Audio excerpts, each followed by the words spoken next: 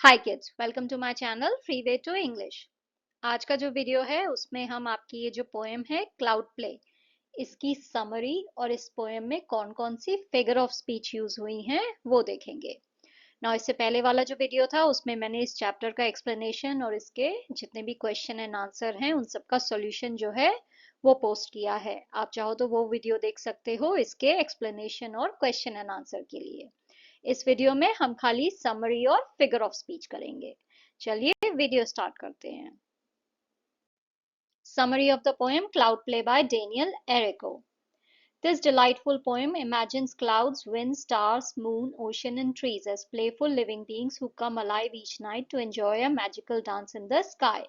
तो ये बहुत ही डिलाइटफुल पोएम है जिसमें ऐसे इमेजिन किया गया है कि cloud, wind, star, moon, ocean और ट्रीज ये सब जो है कोई जीती जागती चीजें हैं, जीते जागते इंसान हैं जो कि बहुत ही प्लेफुल हैं, खेलने में इन्हें मजा आता है और हर रात जो है ये जिंदा हो जाते हैं, दे कम अलाइव, और जो है आसमान में एक बहुत ही मैजिकल डांस करते हैं। The poem presents the natural world as a community that shares joy, music and emotion. ये जो पोएम है ये नेचुरल वर्ल्ड को, जो नेचुरल दुनिया है, हमारी प्राकृतिक दुनिया है, उसे एक कम्युनिटी की तरह दिखा रहे हैं, एक सोसाइटी की तरह दिखा रहे हैं कि सब लोग जो है वो साथ में रह रहे हैं और साथ में जो है वो अपनी खुशी बांट रहे हैं, अपने म्यूजिक को शेयर कर रहे हैं और अपने इमोशंस को शेयर कर रहे हैं, अपनी फीलिंग्स को शेयर कर रहे हैं। Every night the clouds gather, float like feathers and play by forming different shapes. हर रात जो है सारे बादल जो है इकट्ठा होते हैं और परों की तरह जो है बहते हैं, आसमान में फ्लोट करते हैं और जो है खेलते हैं एक दूसरे के साथ अलग अलग शेप्स लेके। तो उनका खेल क्या है, वो अलग अलग शेप ले लेते हैं, अपना रूप बदल लेते हैं। The wind adds excitement by spinning them around. जो हवा है वो जो है इस चीज में एक्साइटमेंट बढ़ाती है। कैसे? वो जो है बादलों को गोल गोल घुमाती है, तो उससे जो है गेम और एक्साइटिंग हो जा रहा है। While the moon watches happily, और चांद जो है वो बहुत ही खुशी के साथ बस इन सब चीजों को देखता रहता है। तो वो आसमान में जो है ये जो क्लाउड्स का डांस हो रहा है उसे देखता रहता है। The stars twinkle and whistle a song that even the ocean and trees enjoy. जो तारे हैं वो जो है टिमटिमाते हैं और जो है एक बहुत ही खूबसूरत गाना जो है वो गुनगुनाते हैं, जिसे जो है ओशियन, सागर जो है और जो पेड़ हैं वो भी उस गाने को एंजॉय करते हैं। तो जो तारे हैं वो गाने गुनगुना रहे हैं। This scene is like a bed time concert created by nature. ये जो सीन है ये ऐसे है जैसे कि रात में सोते टाइम जो है कोई कॉन्सर्ट हो रही हो, कोई म्यूजिक शो हो रहा हो जो कि जो है नेचर ने क्रिएट किया है। नेचर जो है आसमान में एक म्यूजिक का शो कर रहा है। When the dance ends, the clouds drift away and feel sad. जब ये डांस खत्म हो जाता है तो जो क्लाउड्स हैं, जो बादल हैं, वो इधर उधर जो है चले जाते हैं और दुखी हो जाते हैं। Some even cry and their tears become rain. कुछ जो है रोने भी लग जाते हैं और जो उनके आंसू हैं वो बारिश बन जाते हैं। The poet cleverly refers to rain as something far more meaningful and emotional than just water. It's the end of a celebration.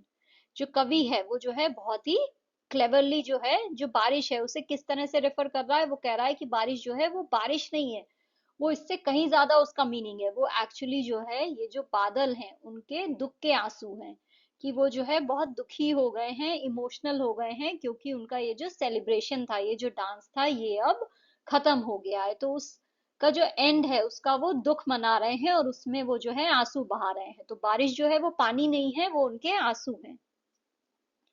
Rain nourishes the earth, pleases the animals and gently signals that it's time to sleep.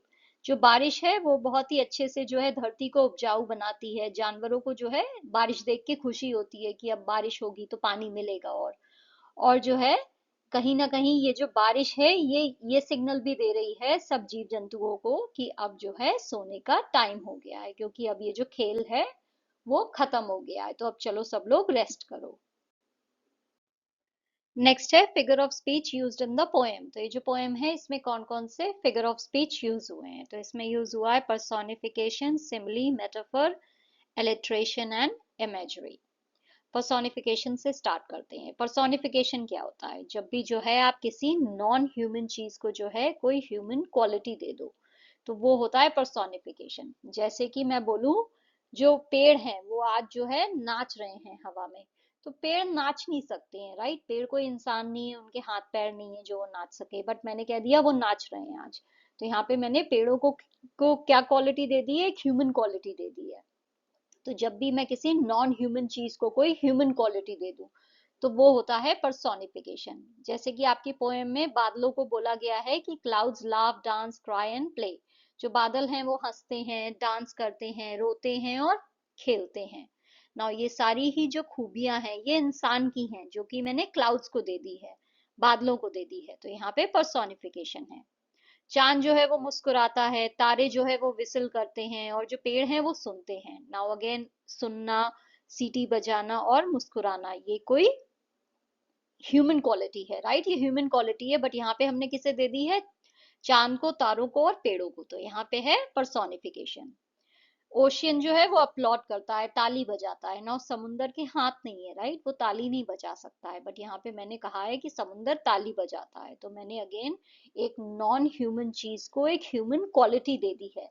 तो यहाँ पे है personification. Next है simile. Simile जो है तब use होता है जब जो है आप दो चीजों का कंपैरिजन कर रहे हो, बट आप लाइक या एज जो है इन वर्ड्स का यूज कर रहे हो। जैसे कि मैं बोलूं Sita is as pretty as a rose, तो वो जो है गुलाब की तरह खूबसूरत है, एज प्रिटी एज। तो यहाँ पे मैंने एज का यूज किया है, तो यहाँ पे है सिमिली। बट अगर मैं दो चीजों का कंपैरिजन करूं बिना लाइक या एज का यूज किए तो वहां पे होता है मेटाफर। जैसे कि मैं बोलूं सीता इज रोज, सीता गुलाब है, तो मैं यहाँ पे ये नहीं कह रही हूँ कि वो गुलाब की तरह खूबसूरत है, मैं यहाँ पे उसे डायरेक्टली गुलाब ही कह दे रही हूँ।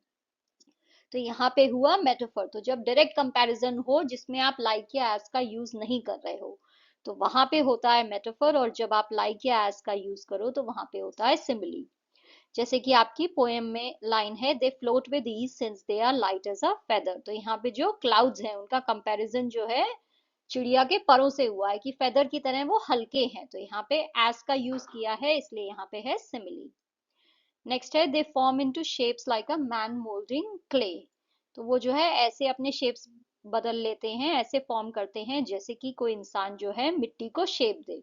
तो यहाँ पे हमने जो बादलों के जो शेप बदलने का जो फीचर है उसका कंपैरिजन किया है एक ऐसे इंसान से जो क्ले को शेप दे, मिट्टी को शेप देता है।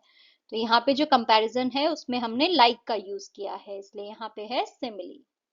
मेटाफर में जो है डायरेक्ट कंपैरिजन होता है, राइट? तो यहाँ पे मैंने क्या कहा है, rain is called a clouds tear. Rain को जो है बादल के जो है आंसू कह दिया, ये नहीं कहा है कि rain is like a clouds tear. मैंने कह दिया है रेन इज क्लाउड्स टीयर। बारिश जो है वो बादल के आंसू है, आंसू की तरह नहीं है, आंसू है। तो जब भी ऐसे डायरेक्ट कंपैरिजन हो जहां पे आप लाइक या एज का यूज नहीं कर रहे हो तो वहां पे होता है मेटाफर। नाउ नेक्स्ट है एलिट्रेशन। एलिट्रेशन क्या होता है? जब भी जो है कॉन्सोनेंट साउंड्स जो है किसी लाइन में जो है एक से ज्यादा वर्ड में रिपीट हो। नाउ ये जो साउंड है ये स्टार्टिंग में होना चाहिए, ओके? जो भी वर्ड है उसके स्टार्टिंग में जो है सेम साउंड आए।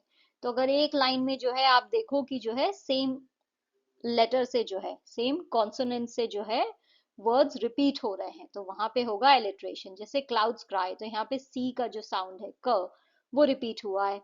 डांस इज डन, तो यहाँ पे ड का साउंड जो है रिपीट हुआ है। स्टार स्टार्ट टू, यहाँ पे स का जो साउंड है वो रिपीट हुआ है। कॉन्सोनेंट साउंड्स कौन से हुए? ए ई आई ओ यू को छोड़ के जितने भी अल्फाबेट, जितने भी लेटर्स के साउंड हैं वो हुए कॉन्सोनेंट। तो जब भी जो है आप किसी लाइन में देखो कि जो है कॉन्सोनेंट्स जो है वो रिपीट हो रहे हैं, किसी लाइन में एक से ज्यादा बार आ रहे हैं और स्टार्टिंग में आ रहे हैं, तो उस लाइन में होगा alliteration. Next figure of speech है इमेजरी। इमेजरी में क्या है? आपकी पोएम में कुछ चीजों को, कुछ सीन्स को ऐसे डिस्क्राइब किया है कि जब आप वो सुनोगे तो आपके दिमाग में वो इमेज क्रिएट हो जाएगी। आप जो है ऐसे सोचोगे कि अरे ये तो मेरे सामने ही हो रहा है, दिमाग में वो इमेज आ गई है, तो उसे जो है इमेजरी कहते हैं। तो आपकी जो पोएम है उसमें जो है क्लाउड्स के जो डांसिंग को जो डिस्क्राइब किया गया है कि बादल नाचते हैं, तो जब आप ये सोचोगे तो आपके दिमाग में ये इमेज आएगी कि अरे बादल जो है इधर से उधर ऐसे नाच रहे हैं, बारिश जो है सीधी लाइन में हो रही है, ये आप सोचने लग जाओगे। तो आपकी पोएम में जो है बहुत सारी ऐसी लाइंस हैं जिसमें जो है इमेजरी का यूज हुआ है, यानी ऐसे सीन को डिस्क्राइब किया गया है कि वो इमेज जो है आपके दिमाग में ऑटोमेटिकली आ जाए। स्ट्रक्चर ऑफ द पोएम, तो ये जो पोएम है ये नैरेटिव है, यानी इसमें एक स्टोरी जैसे बताई जा रही है, नरेट हो रही है। राइमिंग कपलेट्स में है, यानी दो दो लाइन के जो स्टैंजाज हैं वो हैं जब 2 लाइन के स्टैंजा होते हैं तो उन्हें हम कपलेट कहते हैं। तो ऐसे आपकी जो पोएम है उसमें 13 स्टैंजाज हैं 2-2 लाइन के। और ये जो है ये राइमिंग है, यानी जो पहली लाइन है वो सेकेंड लाइन के साथ मैच हो रही है, उसका साउंड जो है सेम साउंड पे दोनों लाइन जो है एंड हो रही है। जैसे कि पहली लाइन है टुगेदर पे एंड हो रही है, सेकेंड लाइन जो है फेदर पे हो रही है, तो ये राइम कर रहे हैं ना वर्ड्स। ऐसे ही क्ले प्ले, तो जो राइम स्कीम है वो है ए बी बी, यानी फर्स्ट लाइन सेकेंड लाइन के साथ जो है राइम कर रही है। टोन है आपकी पोएम की जेंटल है, इमेजिनेटिव है, प्लेफुल है, सूदिंग है, परफेक्ट फॉर बेड टाइम, यानी एक तरह से ये पोएम जो है ललाबाई की तरह है, सोते समय जो है आप सुना सकते हो। मूड है पोएम का मैजिकल है, फिर जॉयफुल है, और जो है काम है, रिफ्लेक्टिव है। तो ये जो पोएम है ये बहुत ही जॉयफुल है पहले तो, फिर एंड में जो है कहीं ना कहीं ये काम हो जाती है, थोड़ी शांत हो जाती है, रिफ्लेक्टिव हो जाती है, आपको सोचने पे मजबूर करती है कि हाँ जो है अब ये खेल खत्म हो गया है और अब सोने का टाइम है। That's all for today, kids. If you enjoyed this lesson, don't forget to like, share, and subscribe to the channel. See you in the next video. Until then, stay smart, stay curious, and stay strong. Bye.